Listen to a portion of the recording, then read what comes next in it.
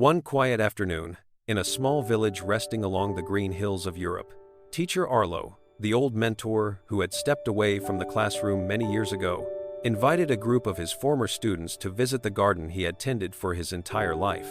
The garden was surprisingly large, but what startled everyone even more was that it was not completely planted. In the middle of the garden stood a few tall trees casting their shade, surrounded by clusters of vibrant flowers. The rest was open ground, where the grass grew low and sparse. One student laughed and said, "Teacher Arlo, with a garden this big, why do you not plant more to fill it up? It looks so empty." He only smiled, his eyes gentle yet full of depth. "Today, I will show all of you why this garden is the image of each person's life." He led the group to the shade of an old oak tree. The sunset filtered through the leaves and fell gently onto their shoulders. He spoke slowly. "The big trees are the most important things in each of your lives. Your family, your health, your love, your genuine relationships, and the personal dreams you choose to follow." He turned and looked at the group. "Even when the storms of life sweep everything else away, as long as these trees remain, you can start again from the very beginning."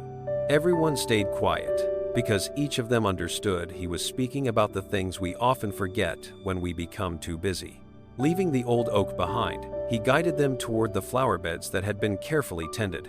"These are your jobs, your reputation, your possessions, the home you build, and the diploma you are proud of.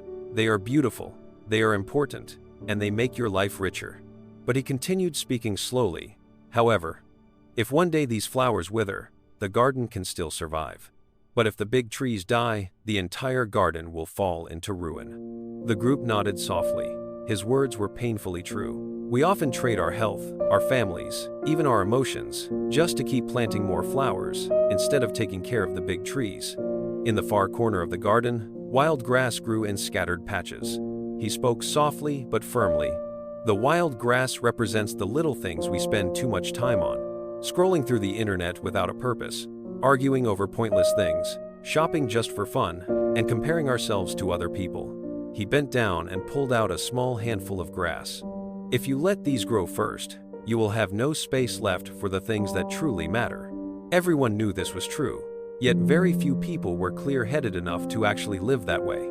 The water is the small moments of joy. A warm cup of coffee, a relaxing afternoon, an unexpected laugh, or an honest conversation. No matter how busy your life becomes, there is always room for these streams. These little joys soften the heart and nourish the spirit. Teacher Arlo looked back at the garden glowing in the late afternoon light and said, "Life is not about planting as much as you can. It is about planting the right things first. Take care of the big trees, your family, your health, your genuine relationships, and your dreams. Then tend to the flower beds, your career, your possessions, and your achievements. Pull out the wild grass, the meaningless things, the things that drain you without giving anything back. And always let the water flow, the small joys, the moments that remind you that you are truly alive." In the end, he said, "A beautiful garden is not the one that is full. It is the one that is balanced. Life is the same." If this little story about the garden makes you slow down for a moment, makes you think about the big trees in your own life, or makes you want to take care of the things that truly matter, then that is exactly why it was told. And if you believe that someone out there needs to hear this message, someone who is overwhelmed, exhausted, or forgetting what is important to them, share this story with them. Because who knows, just one small moment, one short story, might be enough to help someone begin planting their own garden again.